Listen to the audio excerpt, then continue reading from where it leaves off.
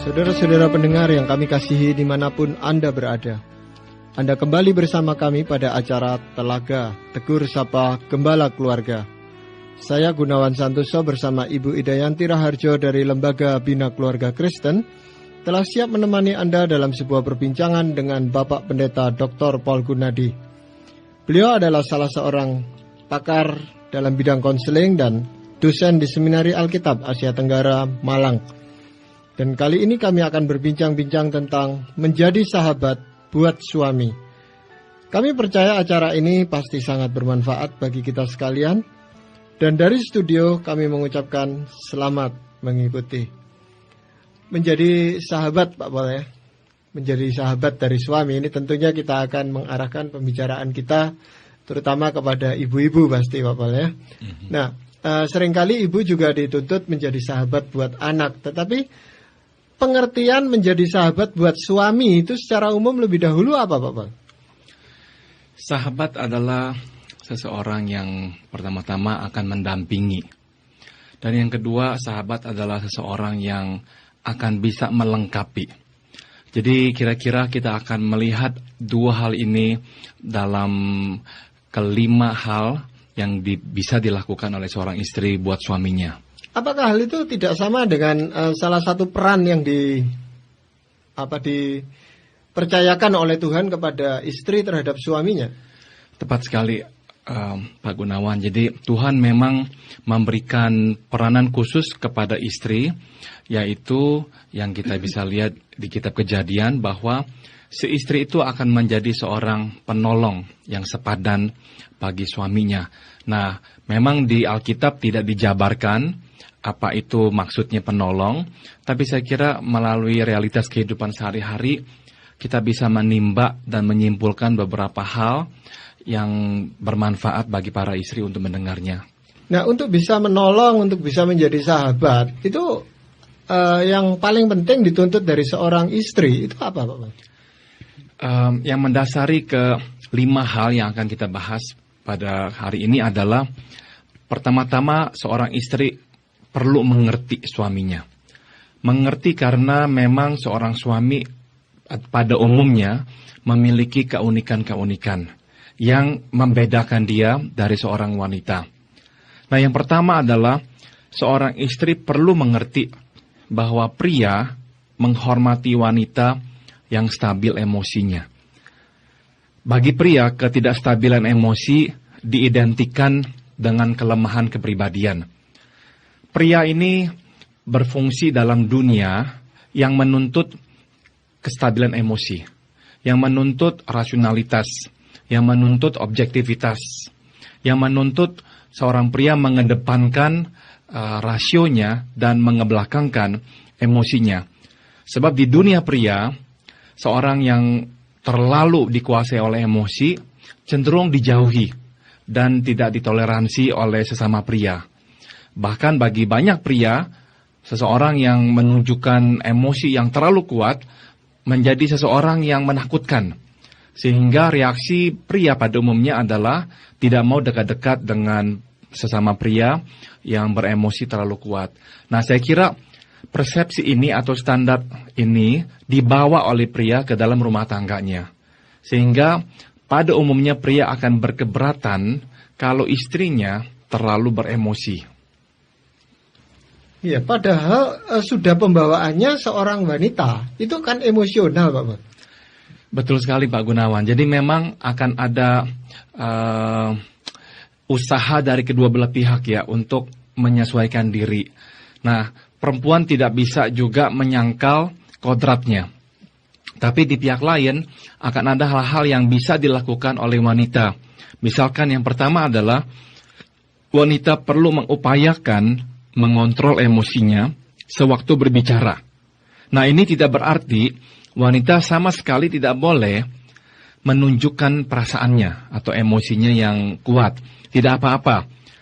Namun yang terlebih penting lagi adalah kalau bisa waktu menunjukkan emosi, si istri juga mengemukakan alasan-alasannya yang seharusnya bersifat logis atau bersifat rasional.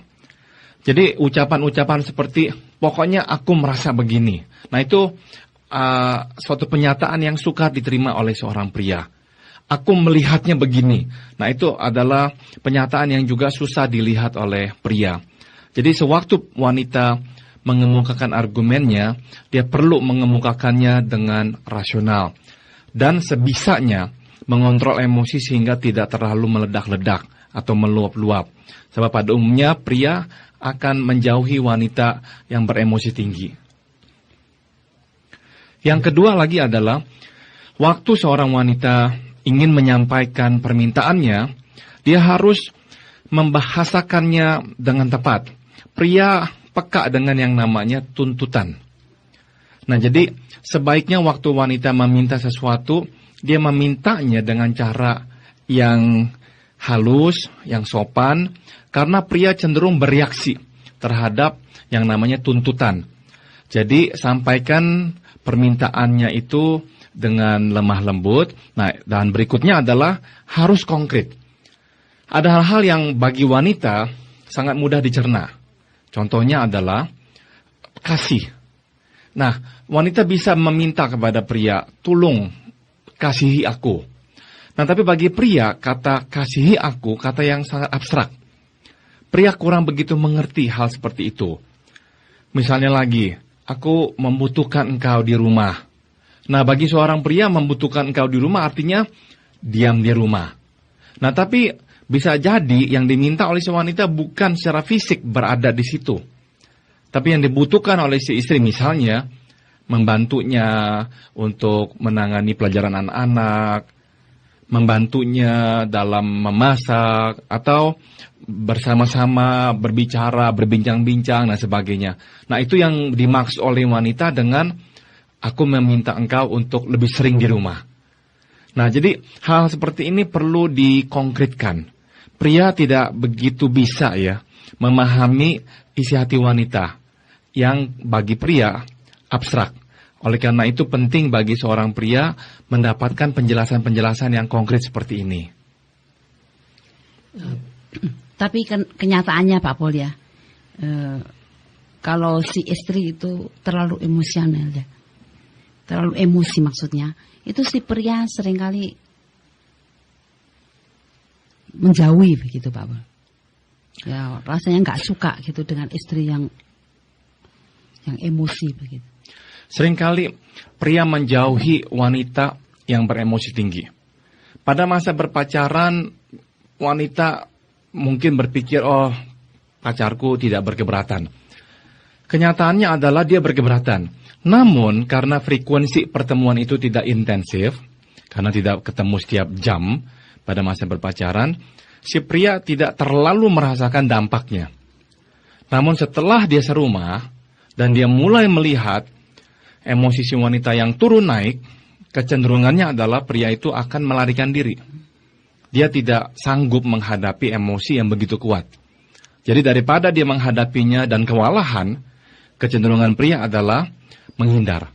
Nah, ini yang seringkali menjadi pola, Pak Gunawan dan Ibu Ida. Pola yang saya sering lihat ya dalam masalah-masalah pernikahan.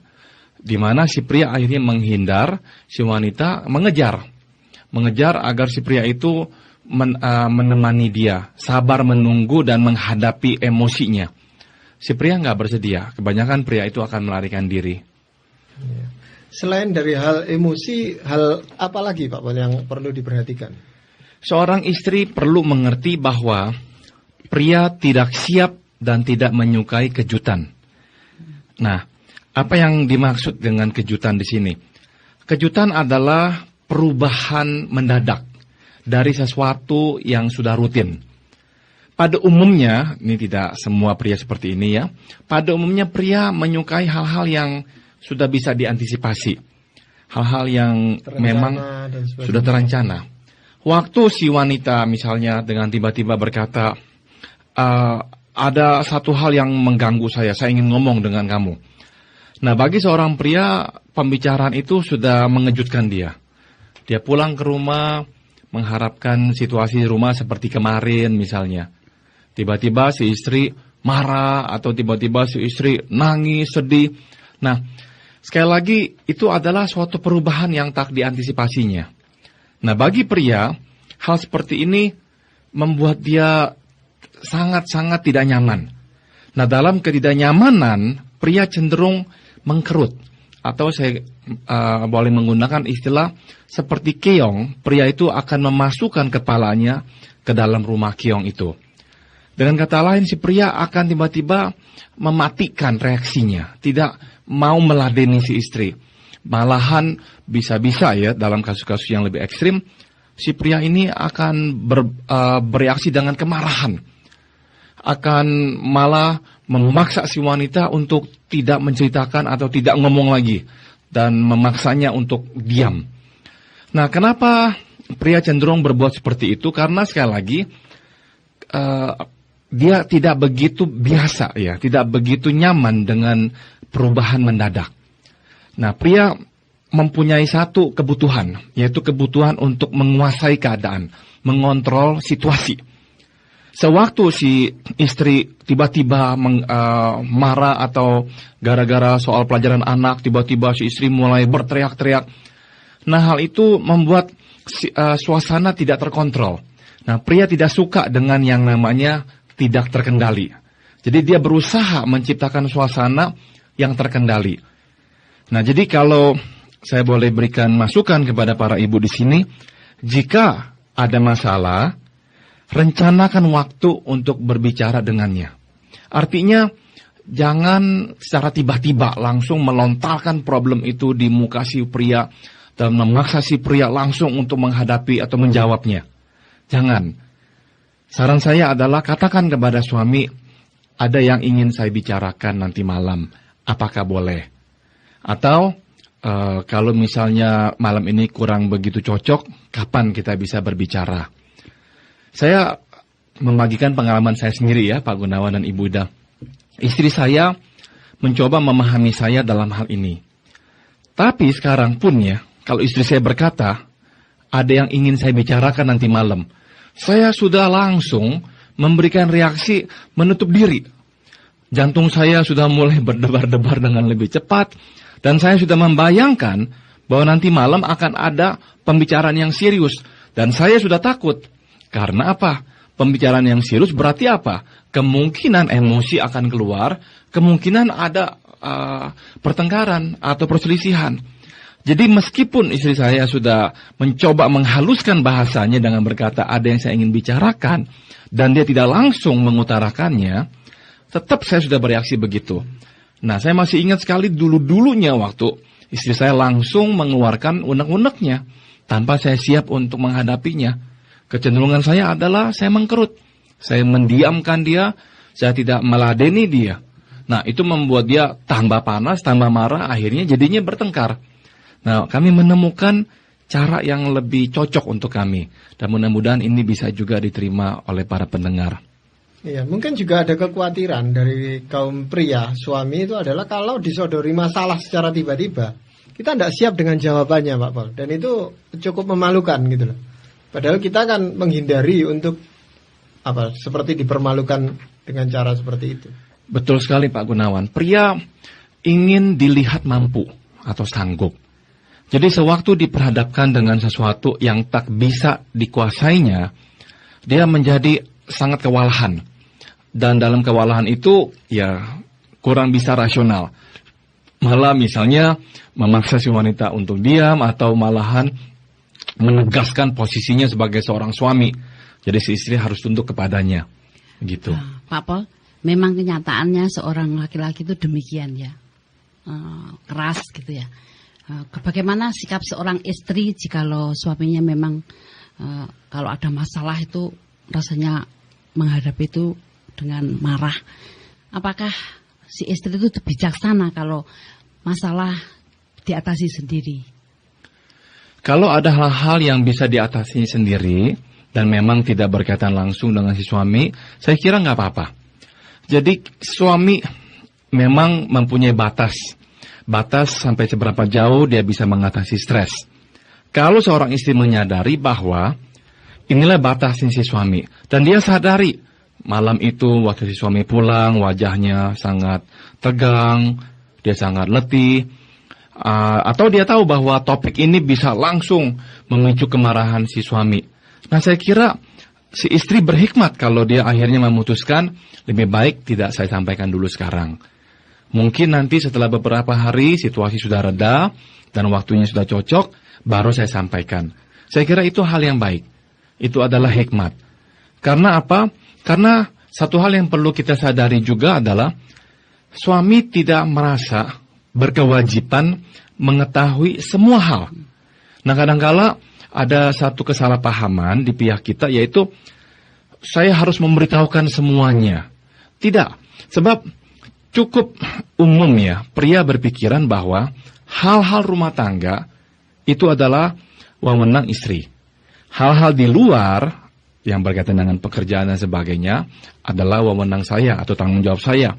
Nah, jadi kalau misalkan si istri memutuskan, biarlah untuk urusan ini atau urusan si anak atau apa, saya tidak usah langsung memberitahukan kepada si suami, saya kira itu tidak apa-apa, bisa ditoleransi. Asalkan memang bukan dengan motivasi menutupi atau membohongi dan sebagainya.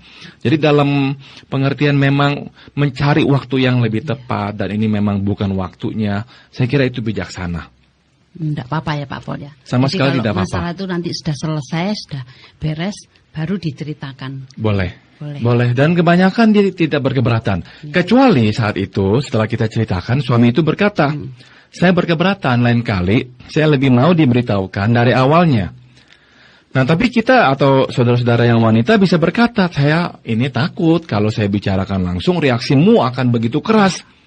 Nah, jadi bagaimana jalan keluarnya? Nah, kita meminta masukan dari dia supaya kita bisa menyampaikan tanpa harus membuat dia misalnya lepas kendali. Jadi kita bisa bicarakan. Kalau dia berkata, ya nggak apa-apa, engkau beritahukan aku setelah semuanya ini selesai, ya berarti nggak apa-apa. Untuk lain kali pun kita bisa menggunakan metode yang sama. Gitu. Jadi memang erat kaitannya Pak Pol, bagaimana istri menjadi sahabat suami ini dalam arti kata pemecahan masalah di dalam keluarga gitu Pak Pol ya. Iya Pak Gunawan, jadi penting sekali si istri menjadi bagian dari pemecahan masalahnya. Nah, ini berkaitan dengan poin yang ketiga Pak Gunawan, yaitu wanita perlu mengerti bahwa pria tidak menyukai problem dalam rumah. Saya menggarisbawahi kata dalam rumah, sebab pria biasanya tidak berkeberatan dengan problem di luar rumah. Di tempat pekerjaan dia akan menghadapi problem. Tapi waktu di rumah, kecenderungannya adalah dia nggak begitu siap menghadapinya. Ada sekurang-kurangnya dua alasan. Pertama, pria cenderung menganggap atau mengharapkan rumah sebagai tempat dia berteduh. Rumah adalah tempat dia bisa keluar dari tempat pekerjaan, tempat di mana dia harus menghadapi problem, dan masuk ke dalam di mana dia itu tidak menghadapi problem. Jadi waktu dia harus menghadapi problem di rumah, cenderungnya pria itu kurang begitu mahir untuk memecahkannya. Dan yang kedua adalah kenapa pria ada kalanya kurang begitu mahir menghadapi problem di rumah, ialah karena problem membuatnya merasa ada sesuatu yang tidak beres dengan dirinya.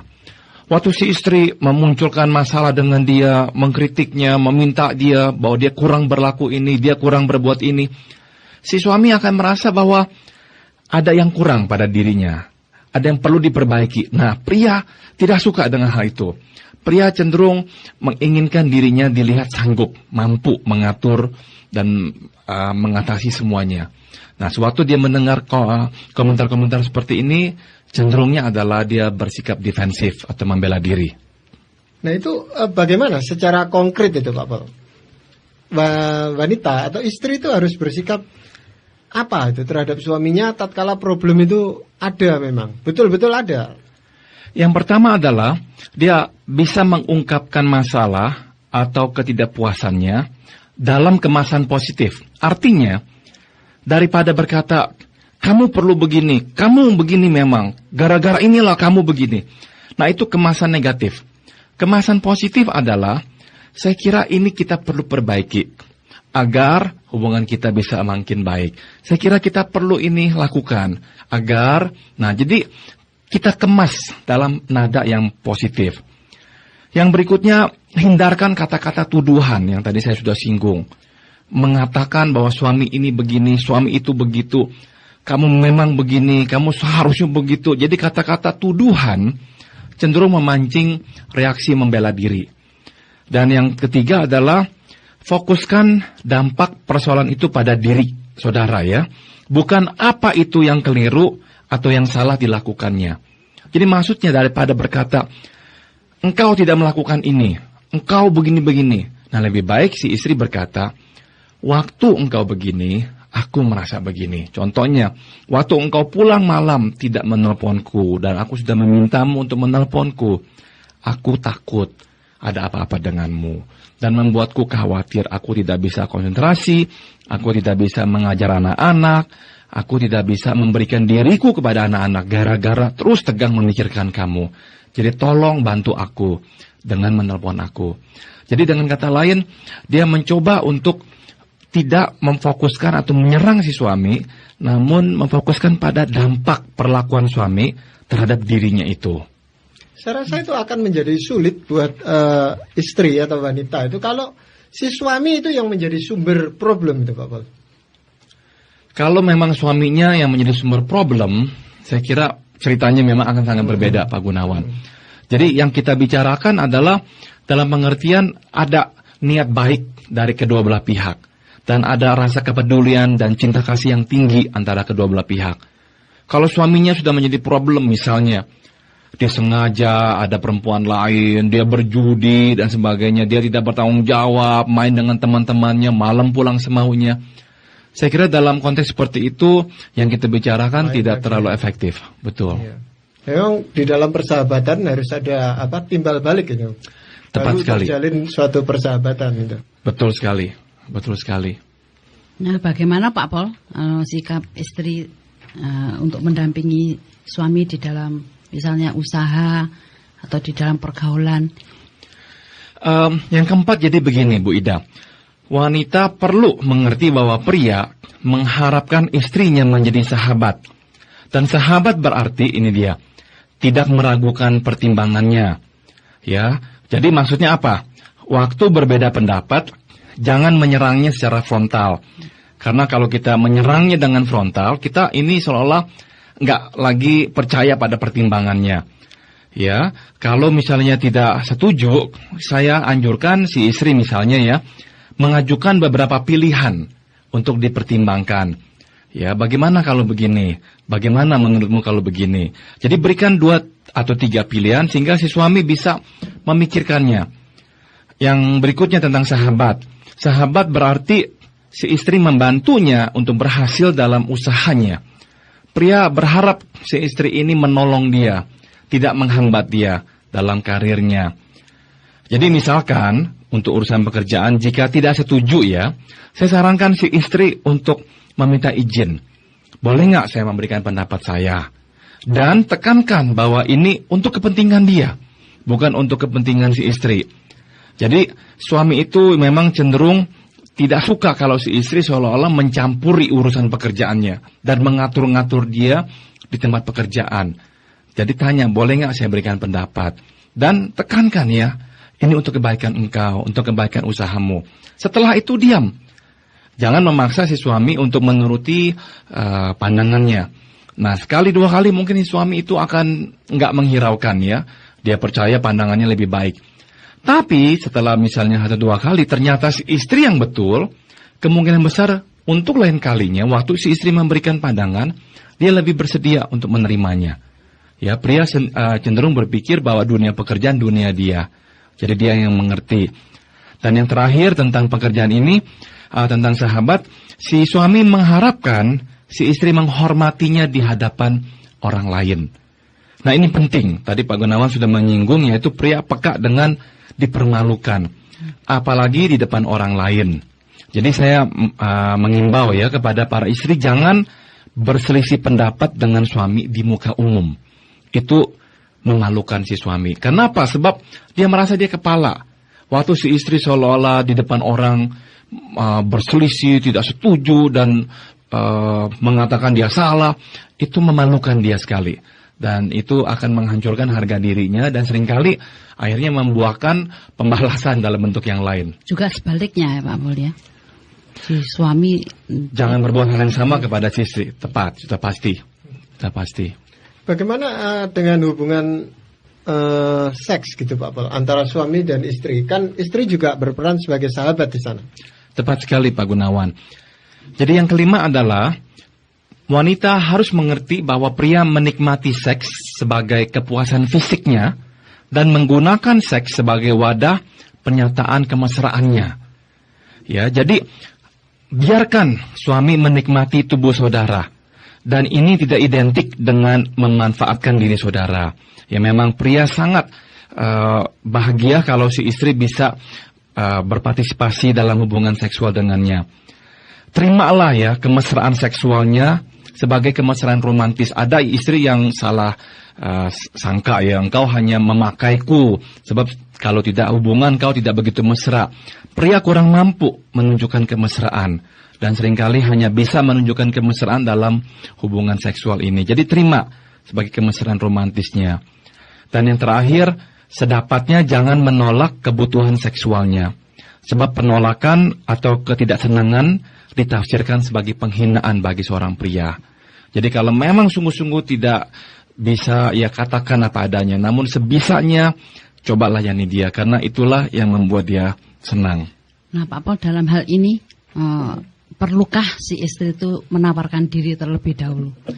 Saya kira misalkan memang sudah ada jadwal tertentu ya beberapa hari sekali. Nah si istri bisa bertanya apakah ini yang bisa dilakukan malam nanti. Saya kira sekali-sekali hal itu membuat si suami merasa si istri juga membutuhkan, si istri juga menyenanginya.